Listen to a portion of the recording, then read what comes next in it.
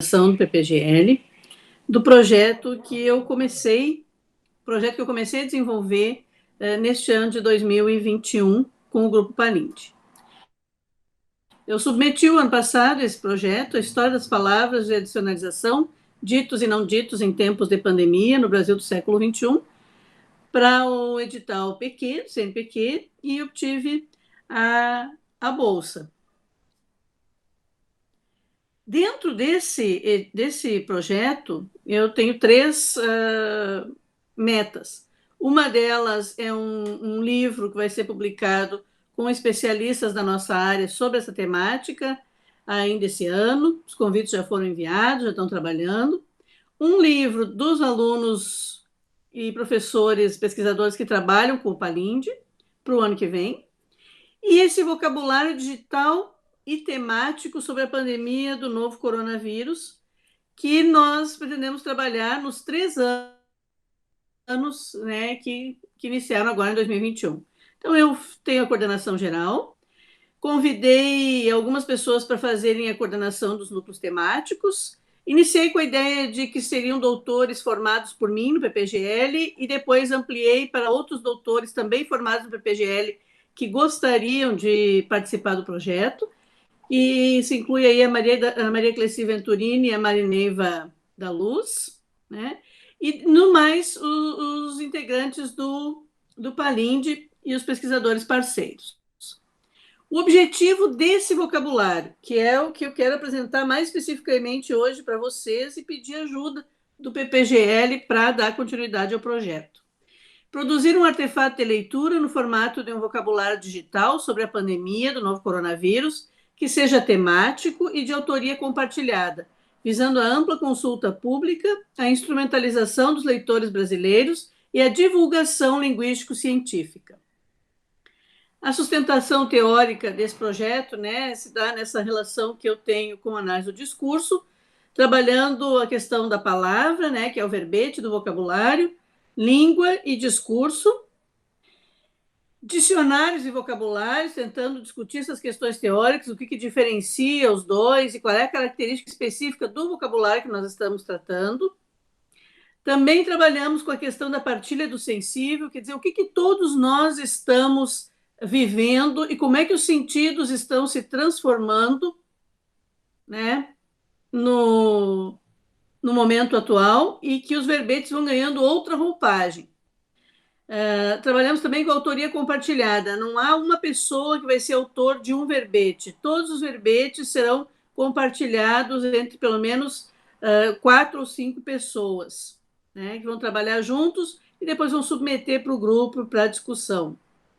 Trabalho também com os conceitos de paráfrase e polissemia, que é o que se repete, né, nesse tempo de pandemia e o que se altera, né, ganhando uma amplitude de sentidos muito maior. E trabalhamos também com efeito metodológico, palavra puxa palavra, né, para fazer a remissão de um verbete ao outro dentro do próprio vocabulário. Queria mostrar as instituições parceiras para vocês, né? Eu estou sediando aqui no UFSM, com a coordenação geral. Depois nós temos a Federal da Fronteira Sul, a Uno-Chapecó, a Unicentro, a UFPR, a PUC Minas. O FPR e PUC Minas são 2 rapazes que eu sou co-orientadora e que optaram por participar do projeto, um doutorando e um mestrando. URI de Santiago, no Rio Grande do Sul, Unipampa de Bagé, o Instituto Federal Farroupilha de Jaguari e o Instituto Federal de Santa Catarina, do campus de Xanxerê. São, então, no total, 10 instituições parceiras com 12 pesquisadores.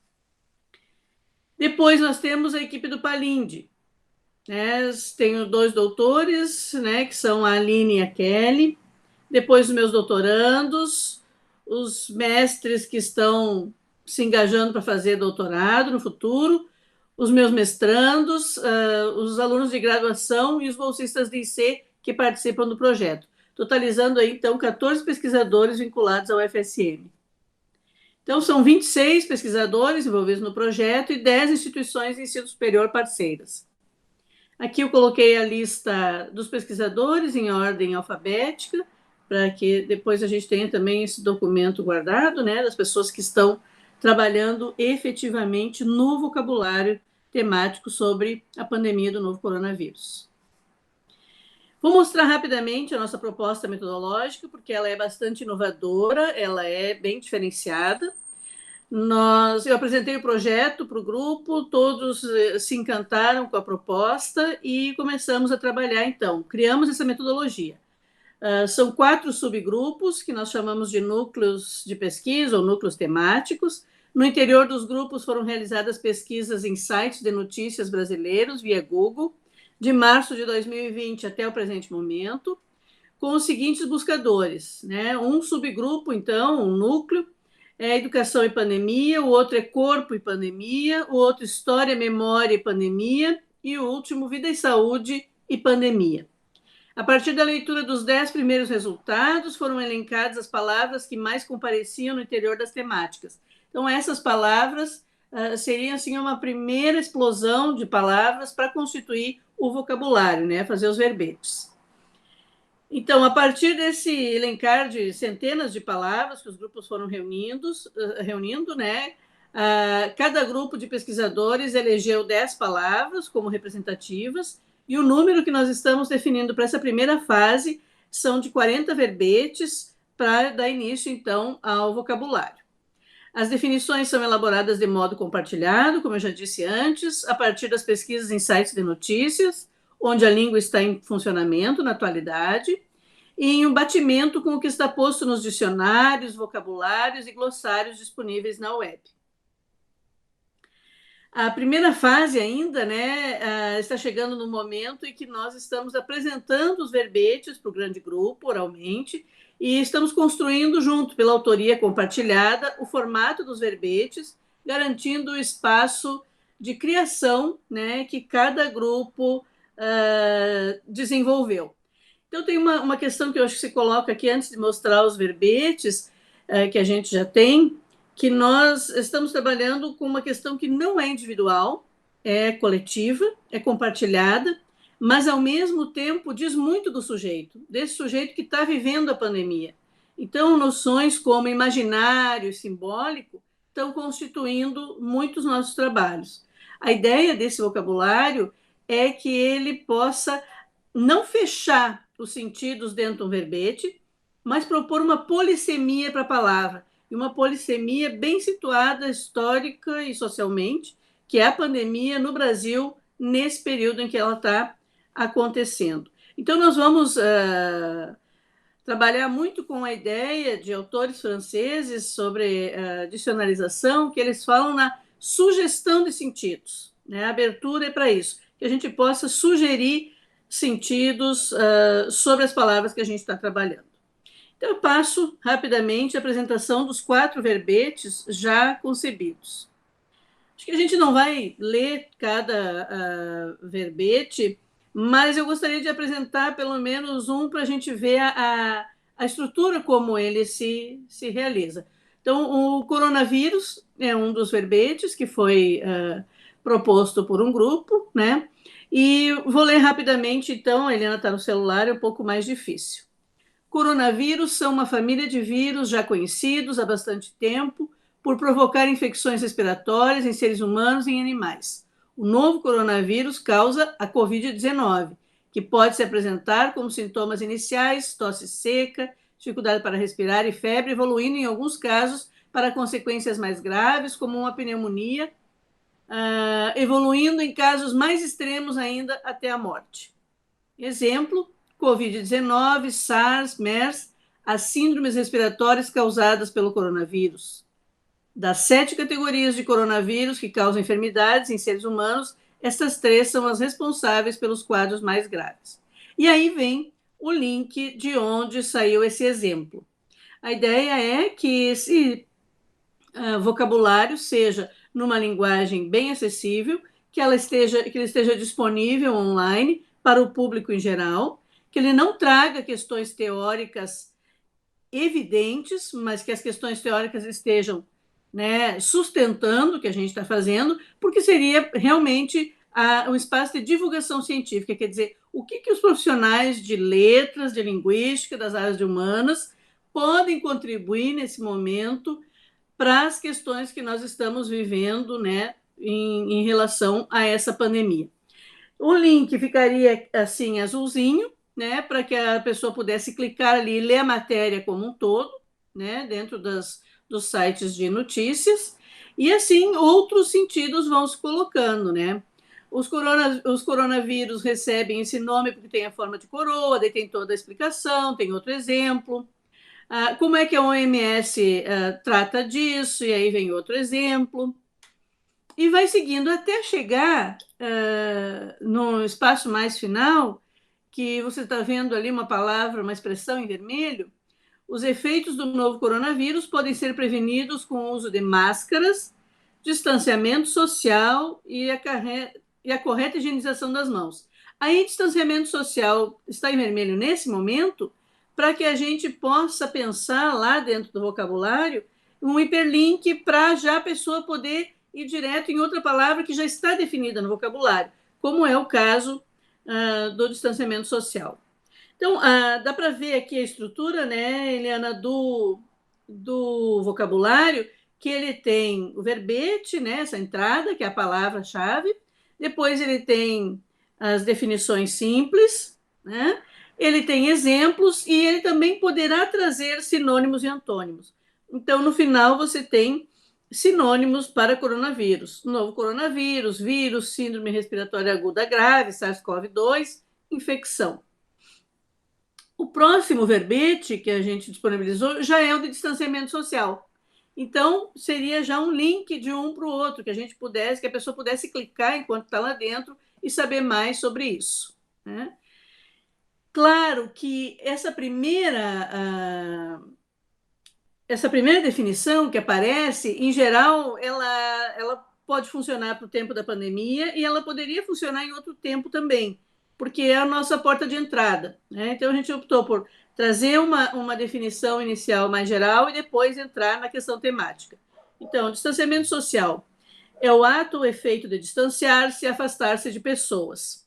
É manter-se distante fisicamente de outras pessoas em espaços públicos, praças, ruas, praias e privados, lojas, shopping, casas, e de convívio social com pessoas que não habitam na mesma residência, para evitar a propagação e o contágio do novo coronavírus, causador da doença Covid-19. Para isso, a distância recomendada entre as pessoas deve ser de pelo menos 1,5 metros, não 1,5 metro. E aí vem o exemplo trazendo a questão, né, da primeira lei que foi criada sobre isso. E depois vem outras definições, né?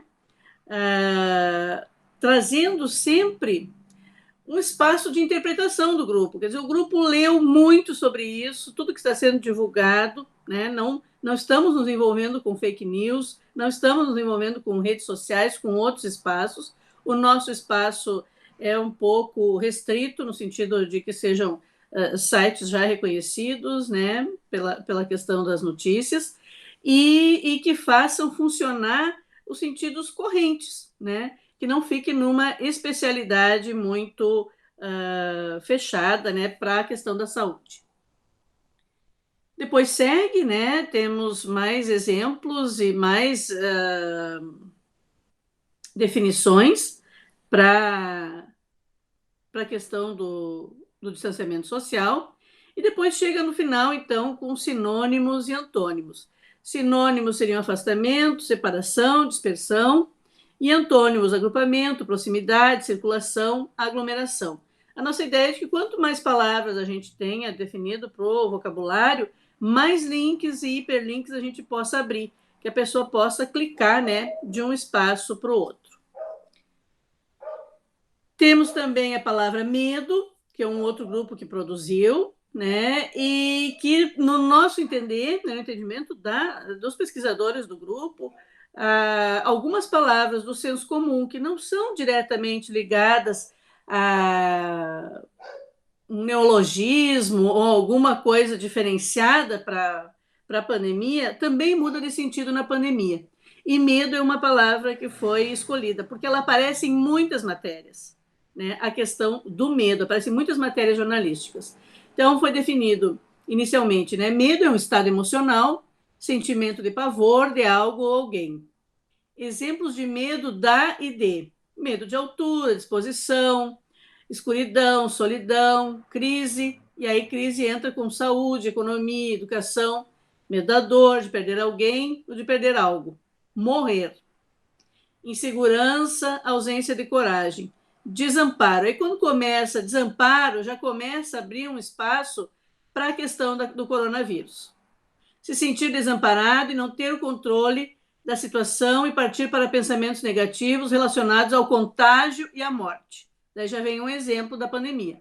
Na pandemia, diante de um perigo invisível, a tensão aumenta, nos desequilibrando emocionalmente, pois nos coloca numa condição de desamparo pela dificuldade de ilusoriamente controlarmos a situação. Com isso, são comuns os pensamentos negativos, por vezes catastróficos, principalmente aqueles relacionados ao contágio e à morte. E aí vem já a matéria, né, que tem no título já a palavra medo, o nosso medo na pandemia, que é de 20 de junho desse ano. Depois continua, né? Síndrome, sufocamento, imaginação negativa, pressentimento, agonia, ansiedade, apreensão, suor frio, tremedeira, pânico, descontrole, paralisação, paranoia, impotência diante de uma situação determinada, fobia. E aí entra a questão da coronofobia. E aí seria uma outra palavra a ser definida e entrar depois num outro espaço, né? Que seria o medo de que o menor sintoma signifique ter o coronavírus, o pânico de contraí-lo ou de fazer muitos testes, como medir constantemente a temperatura, serão mais comuns do que antes. E aí vem a questão das fobias sociais que nós vamos ter no período da pandemia. E assim vem, né, outros elementos que vão sendo trazidos pelo medo.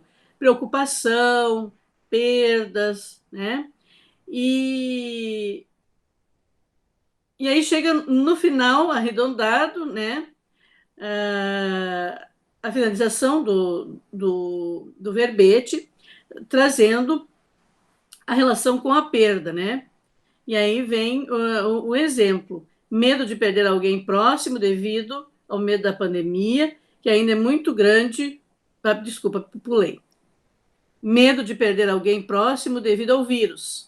Entre os que tiveram algum parente, amigo ou conhecido morto pela doença, 61% disseram que o medo da pandemia ainda é muito grande ou grande. Já entre os que não sofreram perdas, essa taxa cai para 43%, o que é também muito alta nessa relação com o medo. E essa matéria é, né, desse ano de 2021 já.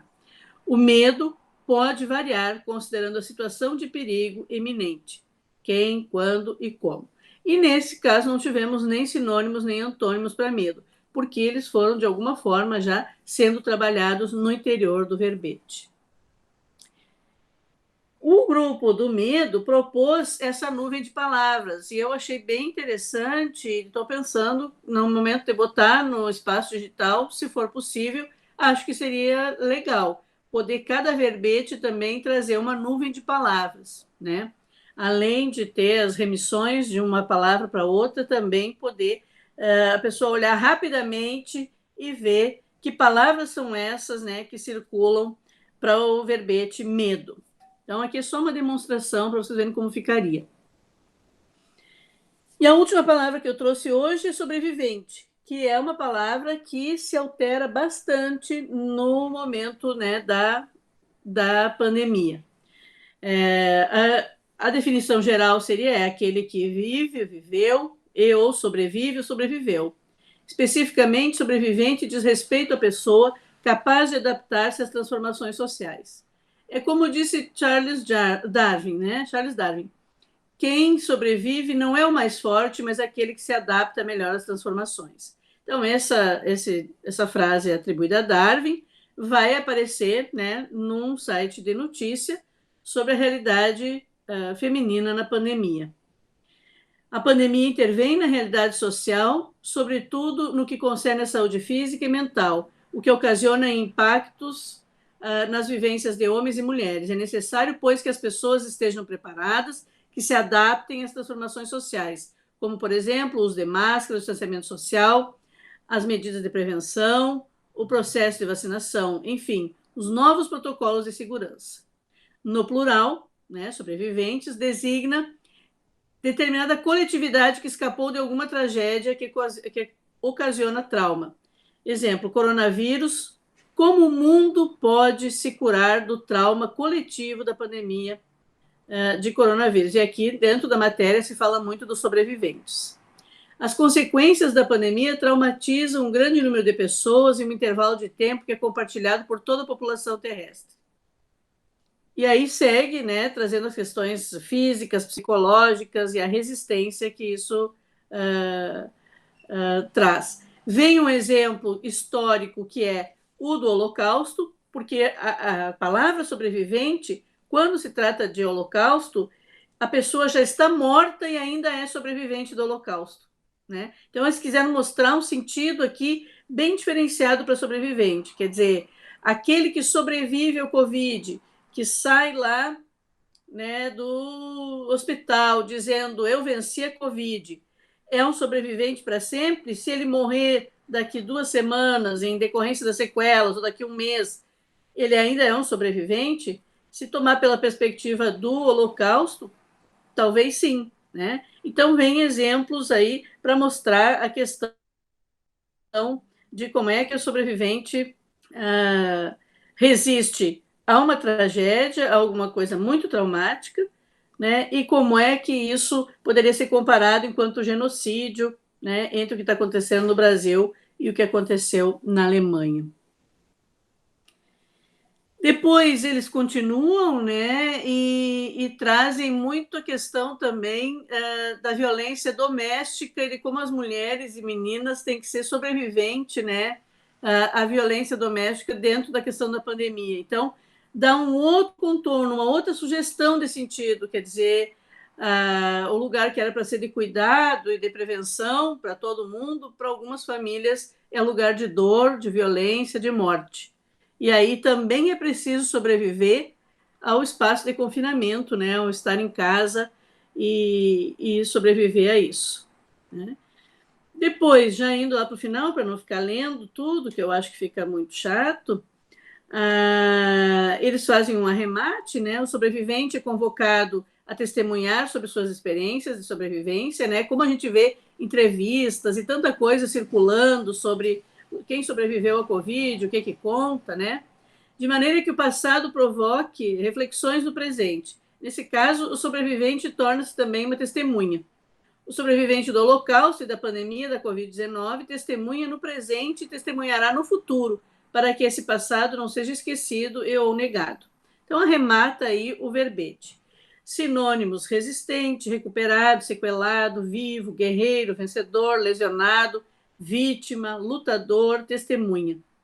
E antônimos, né? Se não é um sobrevivente, é um falecido, é um morto, é um corpo sem vida. Com isso, eu encerro essa pequena demonstração para vocês, né, do que já estamos fazendo. E passo ao que realmente eu quero tratar com a coordenação, que eu quero que a coordenação me ajude, né? Para botar em funcionamento esse vocabulário, para botar na rua, para dar visibilidade para o resultado do projeto. A gente precisa da criação da interface do vocabulário para a web, né? Conceito, arte, layout, etc. e tal. E a gente precisa da designação do espaço digital que vai hospedar esse vocabulário no âmbito da UFSM. Eu pensei, quando eu preparei o projeto que eu enviei, eu pensei no site do Corpus. E agora, depois que eu fiz o projeto, né? Imagina, o projeto foi submetido ano passado em julho, né? Já tem 1 ano que foi submetido. Então, lá eu pensei em colocar o vocabulário como uma aba dentro do Laboratório Corpus. Hoje eu penso que a universidade criou um espaço específico, que é o espaço do Observatório Covid, né? Para tudo que a universidade está fazendo nesse momento de pandemia. E acho que a nossa área não deu ainda nenhuma contribuição, não tem nenhuma aba nossa lá, não tem nenhum lugar. Então, eu penso que, junto com a coordenação, a gente poderia tentar, né, politicamente, trabalhar com a reitoria para ver um espaço lá para esse vocabulário, né, com toda a responsabilidade que essa pesquisa engendra. E se não for lá, no PPGL, no Laboratório Corpus, mas eu quero começar logo mostrar esse espaço de visibilidade. Eu dei uma olhada lá, Eliana, no espaço, né, do coronavírus, Covid-19, que é o site da universidade, né, atuação da UFSM no combate à Covid-19 coronavírus. E aí fiz esse levantamento dos nomes das pessoas que são as gestoras do site. E aí teria que ver quem da área das humanas talvez pudesse intervir por nós, se é que tem alguém da área das humanas aí, né? Eu vi o Daniel Coronel, que é uma pessoa. Tá, Andressa Petri Miller, Beatriz Unfer, Daniel Arruda Coronel, Denis do Couto Pereira, Igor Vargas Paz, Luiz Felipe Dias Lopes, Márcia Kesque Soares, Mariana Marquesan, Marisa Munareto Amaral. Não. Desculpe, Verlic, caiu aqui para mim, eu apertei aqui e saiu do site. Tu pode ler de novo, por favor? Posso. Só para eu poder ouvir. Andressa Petri Miller, Beatriz Unfer, Daniel Arruda Coronel, Denis do Couto Pereira, Igor Vargas Paz, Luiz Felipe Dias Lopes, Márcia Kesque Soares, Mariana Marquesan, Marisa Munareto Amaral, Maurício Dias Souza, Nelson Guilherme Machado Pinto, Patrícia Neves da Silva, Patrick Andrei Caron Guerra, Priscila de Arruda Trindade e Sandy Chapinoto Spiazzi. São os gestores desse espaço, né, do site mesmo do coronavírus na UFSM. Então, assim, o meu slide final é se a coordenação do PPGL pode nos ajudar.